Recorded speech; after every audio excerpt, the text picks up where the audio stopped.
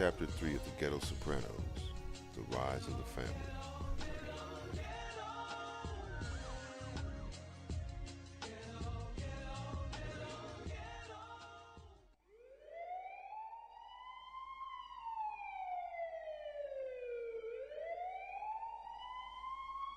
The sound of the police sirens woke me up.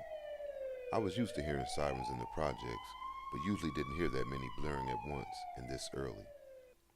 I looked over at the clock on my nightstand and could see that it was already close to noon. My clock was so old that the 2 and the 12 looked like a 3, but I knew there wasn't a 13 o'clock, and that the 3 look-alike was actually a 2. I heard another siren roaring, and it kept getting closer until it seemed like it was right outside of my window. I got up to look outside the window, but my room faced the inside of the project yard, so I couldn't see where the sirenated vehicles had stopped. It wasn't until I heard the ruckus coming from downstairs that I put 2 and 2 together and figured out that those sirens had made their way to my home. I jumped out of bed to run downstairs, still in my boxer shorts. When I got down there, I saw the paramedics working to revive my pops. My mother rushed over to me when she saw the look of confusion on my face. She put her arms around me and told me that everything was going to be okay. I kept staring because there were also cops in the house, regular police, and some that had on plain clothes, and they wore badges around their necks. "What exactly is going on here?" I whispered as quietly as I could to my mother as I observed the different police having conversations with each other, and the plainclothes cops having words with the paramedics. "Justice, your father has had a mild stroke," my mother said. In my mind, a stroke called for a doctor. I wasn't a rocket scientist, but I knew that those dudes with the badges around their necks were not doctors. Hell, I knew that they weren't even coroners. They were feds. I overheard the one that resembled Chap asking the medic if he was sure they couldn't detain my pops. The medic told him that they could detain him at the hospital, but if Justice LLOXX Sr. didn't get the proper medical attention, he could die. The medic told me and my mother that my pops was dehydrating quickly and his pressure was dropping way too low. They had to get him to Rhode Island Memorial right away before his condition got any worse. I went upstairs to get dressed as the medics took my pops away. My mother couldn't ride in the ambulance with him because several officers wanted to question her. She had no choice in the matter but to watch her husband of 15 years be hauled off in a siren box, alone. She understood that all these matters at hand were matters that Justice Sr. had brought upon himself. He chose to live his life the way he did, and although my mother was very content for the most part, she had long ago lost and became comfortless in the whole ordeal. I dressed as quickly as I could. I wanted to be downstairs to hear what the bad boys had to ask my mother. First I called Odell, since I knew he didn't have to work today. The house number had been disconnected. I knew when the white lady's voice came on and said the number was being checked for trouble that his junky-ass parents didn't pay the bill. I made a mental note of this as I dialed Terrace's number. I vaguely briefed her on what was going on and told her to go up by Odell's and for them to hurry and get over to my house. I wanted them to go to the hospital with me and my mother. Tara said that she was on top of it right away and that they would be there in less than 10 minutes. I grabbed some orange juice out of the refrigerator and asked my mother if she wanted a glass, interrupting the questions that were going on. Then I turned to Chap and asked him if I could get him or his partner anything. He declined, but his partner wanted a glass of water with no ice. Like I was going to give him some ice anyway. I went back in the refrigerator and poured him some water from the red Kool-Aid pitcher and handed it to him. "So, who was your husband, the supplier?" the Chap wannabe asked my mother. "Look here, Mr. What did you say your name was?" "Gray. Tim Gray." "Well, Mr. Gray, I told you as far as I know, my husband has a job, and that stuff you found, I have never seen it before." "So, the shoebox with the 23,000. Let me see, Mrs. LLOXX. You didn't know that existed either, huh?" "Mr. Gray, for the last time, I have never seen any of that stuff, so if you're going to charge me with something, please do so. If not, I need to be getting myself a ride down to the hospital to check on Justice. We could charge you and your son with party to a crime." The partner partner finally spoke after finishing his ice-cold water that I knew I should have spit in. You could spend a whole lot of time in the women's correctional facility, and your son here could sit in juvenile until he's 18, and then be transferred to adult school until he's 21, Chap's partner boasted. Like I said, Mr. Cop Number 2, that's what I'll call you because I don't want to know your name. I have told you two to do what you're going to do with me. My son, however, I don't take threats too idle. You're in my house with no warrant and threatening the safety of me and my child. So now if you got anything on us, take us, cuff us, and book us.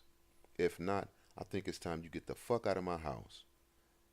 I had never in my life heard my mother get down like that, but she really did let Chap and his partner have it. I just knew that I was on my way to juvie, and she was about to be eating bologna sandwiches for a long time up in some woman's jail, but the two men just stood up, handed their cards to my mother, and told her they would be in touch. Terrace and Odell had been outside the front door. They both heard my mother snap off at the cops and wondered if they should have actually hung around, which I was glad they did. I let them in when the cops finally pulled off. My mother had finally broken down and began to let tears fall from her eyes. I had not seen my mother cry since the death of my grandmother, Billy Blaylock. They were close, even though Grandma Billy was my father's mother. She was the only mother that my mother had. My grandparents on my mother's side were killed by some white people in Montgomery, Alabama, around the time all the marching was going on, and my mother was just a little girl herself. My mother, Isabel Blaylock, met my pops in 1970. She would always tell me this story growing up. He was the finest dude that ever came to Carl's, which was a pool hall in Alabama where all the Negroes hung out. Justice was 18 and my mother was 17, and she used to watch him play pool and win $20 or $25 every day from the older men who thought they were good. My mother used to tell me how Pops had the kind of conversation that kept the old dudes baffled. They hated him. He beat them and talked slick to them. My mother said that when she finally got around to becoming my daddy's girl, she used to ask him why did he talk so crazy to people, and he used to say, "A fool can't see with his eyes and his ass, till what's coming has came and went on past." Isabel used to sit at the end of the bar, not waiting on her tables or anything the whole time Justice would be there playing pool, hustling for the dollars. Justice noticed her always staring at him, and quiet as kept, he was staring back. It wasn't until one day that the ATF had come from some anonymous tip saying that Carl was selling illegal alcohol that Justice had to get away from there, and quick. He had a gun in his waistline, and he knew that the Alabama police killed niggas with guns. Isabel said that she seen the worried look on his face and guided him through the back exit and down the alley. At the end of the alley, before she was ready to turn and go back to check on Carl, who was her uncle and owned the place, my pops grabbed her by the wrist, kissed her, and asked her to be his wife. They dated that whole year in 1970 and married December 1st, 1971. I was already about 9 months and said to be the cutest baby on the planet. My mother said that my grandmother Minnie didn't get the chance to hold me too long. They said that she was crazy about me and wanted me to spend every night in my crib next to her and Grandpa Tyrone. But they were both beaten to death by some white men that wore white sheets with ghost eyes cut out in them, and that's when Isabel and Justice packed up and moved out east. My Uncle Larry lived out east and told my pops that Ford was putting up a new plant, and until then he could work on the docks with him to make ends meet. But Larry said that he had a direct line to get into the plant once it was finished. My mother didn't hesitate. She packed her bags and called her sister Linda, who was planning on moving to Chicago. She had recently had a baby named John John by some trick she was selling herself to for a few bucks, and asked her if she wanted to come out east. Linda said that she wasn't going east because the weather wasn't good for her allergies, and she wanted to go to the Midwest. My mother seemed to think that Linda was going to chase ball players. The Midwest had become famous for letting Negroes play professional sports. I had to hand it to my Aunt Linda when I looked at some of her pictures from back in the day. She was a natural Dorothy Dandridge, but somehow her plan never did pan out for her. Isabel Blaylock wasn't at all bad looking herself. Pop said he used to call her a la mode. She was caramel and cream. Her caramel was Billy the Cream, and she was every bit of Tyrone with the green eyes she had. We never could figure it out, but her 115-pound shape on a 5'6" frame was a beautiful force to reckon with. If they would have let black women on television then for something more than playing a maid to Clark Gable or the Monroe Lady, Isabel would have taken Monroe's spot in a lot of those films. Right now, today at 32, she couldn't walk down the street without somebody whistling or blowing. She was even more gorgeous than she was then. She used to tell me all the time she was fine wine, and when I asked her what that meant, she would say that she just got better with age. Terrace was comforting my mom, and I talked to Odell about what just transpired in my living room. He asked me if I had come up with my master plan yet, and I told him that I had not done so, but I thought of a way to develop it the right way. He was anxious for me to tell him, but I wasn't going to tell anybody how I was doing this, in case it didn't work and somebody thought I was a fool for doing something like that. But after I witnessed Terrace's fighting skills she learned from watching Enter the Dragon and a few of those old drunken monkey karate flicks, I had to try it. My plan was to go and watch Godfather Part 1 and 2, The Last Don, Pristy's Honor, Once Upon a Time in America, and Scarface. I had to pick out one nigga movie too, but I didn't know which one. There were a few to choose from, like Hell Up in Harlem, Across 110th Street, Superfly, and The Mac. But after watching Shaft last night, I really didn't see the point in watching none of the black movies. Take my pops for instance. He probably just lost everything we own because it was all under one roof, right there for Shaft to take it. I needed my plan to go foolproof, so if a gangster is what I was going to be, I knew I needed to learn from the best. If I wanted to become a pimp, maybe those movies would be more help, but I wanted to be a boss, or a don, and that was the word that was used in the first set of movies that I described.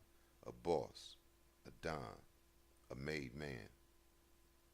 I drove my pop's caddy to the hospital with my mother in the front seat, still amazed that I was driving. I never even told her that I had long ago gotten a permit, and now was a couple of months away from getting a real driver's license. There was no specific reason I didn't tell her, I just hadn't gotten around to it. Terrace and Odell sat in the back seat as we pulled into the Rhode Island Memorial Hospital parking lot. We parked in the visitor's lot, not knowing how long we would be staying. My mother had already warned me that Shaft and his partner were probably going to be there waiting to try and take Justice to jail for the drugs and money they found. She didn't use the name Shaft. She called the cop Officer Gray. I called him Shaft because not only did he remind me of Shaft in looks, he seemed quite brilliant, and he was the type who always got their man. It was something about Shaft Gray that when his partner started talking to my mother and she fired back, that he picked up on her education level, and that's when he decided to pull him and his partner out of there. I knew he probably would be watching my mother for a few weeks to see if any strange packages would arrive at our home, but I knew they wouldn't because I knew my mother had known very little about the extent of my father's involvement, and that was the way they both wanted it. Once in the emergency room, I realized my mother had been right. Shaft was there, but his partner was nowhere to be found. I thought he probably was inside the room questioning my pops, but he wasn't on the premises at all. Shaft saw us come in, canceled his conversation with the doctor, and headed over to me and my mother. I just knew they were going to tell us we couldn't see him because he was under arrest for some possession charge, but it was sharper than that when the news cut the air in between us. Mrs. Blaylock, come with me. We need to talk, Shaft Gray said to my mother, walking toward the coffee machine. I followed a few steps behind, wanting to hear if we needed to get a lawyer or something for some trumped-up charges. I knew they had taken my pop's money, so I knew I was going to have to make a way quick if we needed a lawyer. Even though your husband was on the wrong side of the law, it's always hard for me to tell the family this. Justice didn't make it. My mother didn't cry. She refused to break down in front of Shaft. She didn't even ask to see my father's body. She just grabbed my hand tightly, and we walked out of the hospital with Terrace and Odell behind us. The next few days were crazy around the house, the hood, and everywhere I seemed to turn. My pops had a small funeral. My Aunt Linda and her family came from Chicago and brought my cousin along. I hadn't seen him in over 5 years, and he looked like a beast. I knew he was probably out of control, but I had terrors, and I knew if need be, she would check his gang-affiliated ass in a heartbeat. Terrace and Odell sat in the front row next to me and my mother. They had become like siblings since my pops had passed away. When I looked in the back row of the church, I was surprised to see who sat on both sides of the church. Shaft and his partner were sitting almost to the back. Laverne and Lanisha were sitting in the back row on the left, and Stephanie and Nafisa were in the back row on the right. I had not even had a chance to call Nafisa with all that had been going on, but at least I could muster a smile even in the midst of death for Justice Blaylock. King Justice. I remember his words so clearly about women and their plans for the man, but I also remember my pops and Isabel's love story, so I figured life was just a fucked up catch-22. I turned to pay attention as the bishop spoke. I listened to all the crap that was said about how my pops was and how he was a member of the church and yada yada yada, and wondered why every time somebody died, people always said good things about them at the funeral, even if it was lies. Even the bishops and pastors made shit up like they had a script to read from for funerals. I didn't understand it. That's why when I died, I wanted to be cremated and my ashes poured into the world from the highest point a person could get to and release them into a gentle breeze. I wanted to blow away freely, not so that my ashes would land on another human being and they would be cursed with the evilness I knew I was headed for in my new life, but just to blow away and not have some bootleg preacher telling all the people I left behind that I was a member of his church and I did this and I did that and that same old yada yada yada shit. During the viewing of the body, I stood next to my pop's casket and watched the expression on people's faces as they came up one by one to see my pops one last time. I just really wanted to see what people looked like viewing the body.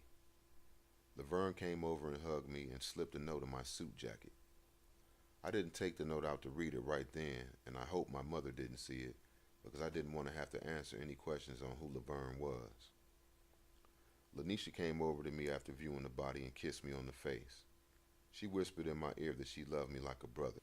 I wanted to slap her, but I wasn't into violating women. I figured it was all a part of her womanly plan. Now I'm her titty-sucking brother after she let some fool bounce her. I looked up at Nafisa and was glad to be Lanisha's brother. Stephanie and Nafisa didn't come up to view the body. Neither of them really knew my pop, so I knew they were just there to show me love. When I looked to check on my mother, who still sat in the front row with a blank stare, she seemed to be doing all right. I looked back in Nafisa's direction, and she and Stephanie had left the church.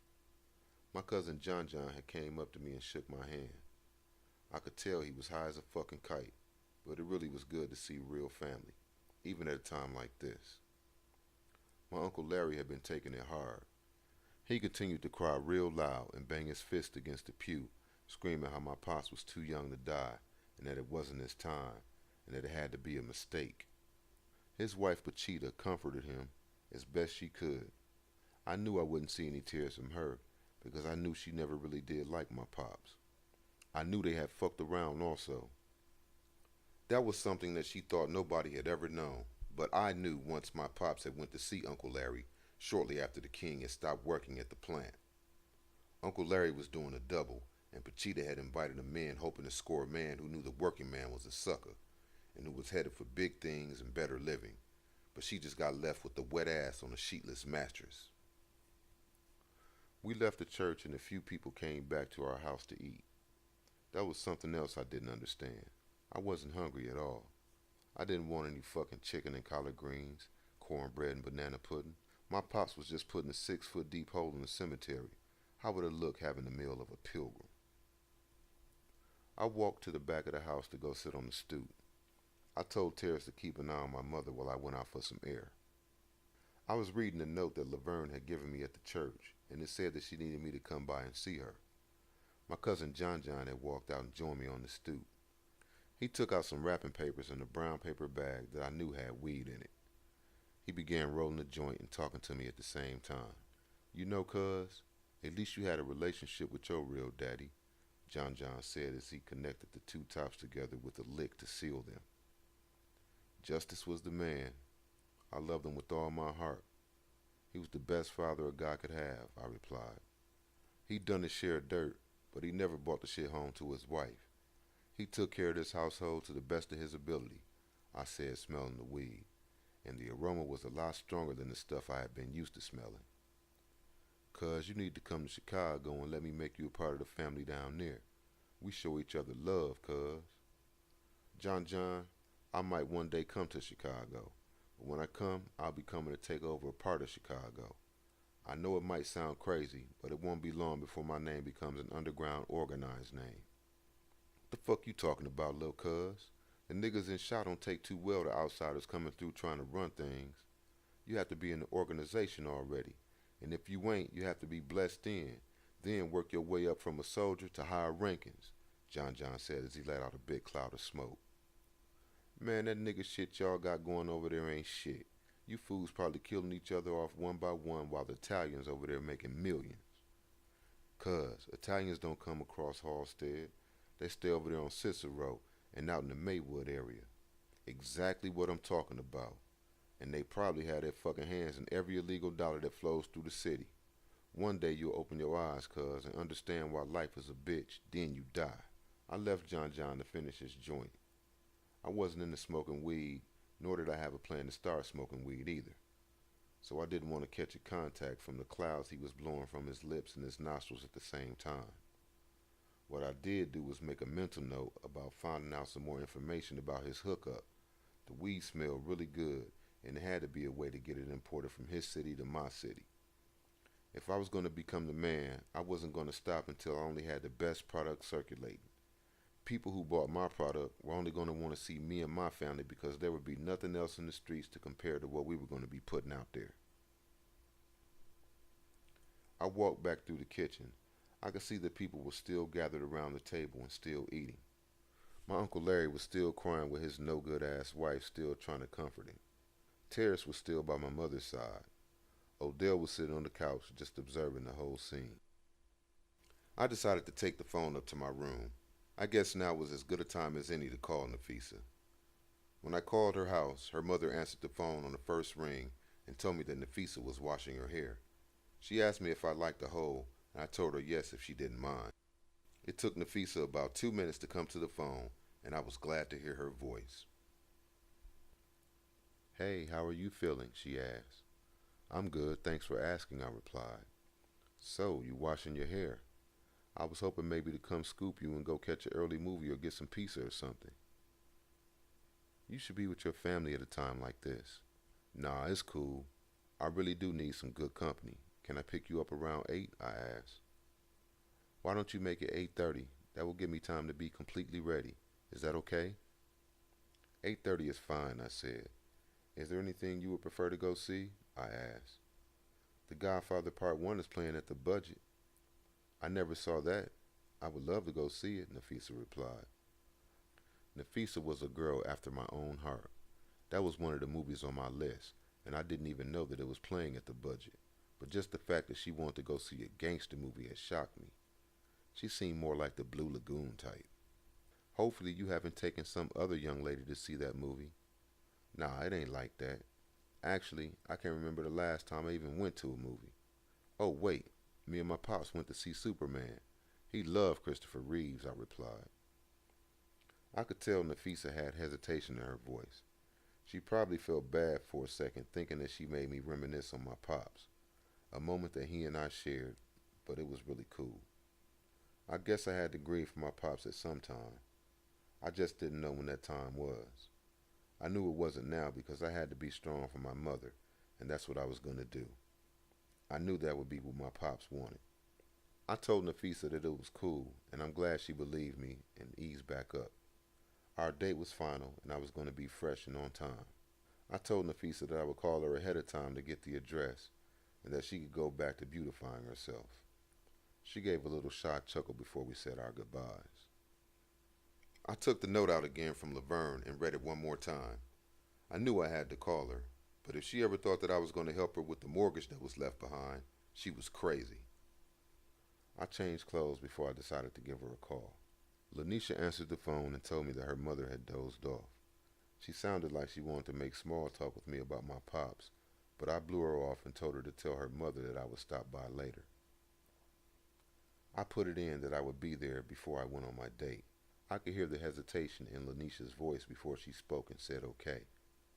I guess I was a little bit bitter about seeing her getting done after all, but in real life, what man wouldn't be? I knew in Japan that they had what they called geisha girls, and the youngest would be the virgin, and important men with large amounts of currency would be the first one to take away a geisha's virginity. In America, it was different. You just had to have game and a pair of white sneakers whiter than everybody else's, or a car, and you had won the bid on every American geisha there was. I didn't know what that cat was doing better than me, but it was too late. My want to find out no longer existed. I learned quickly that it was a part of life. To purchase this and other books by this author, please visit Amazon.com.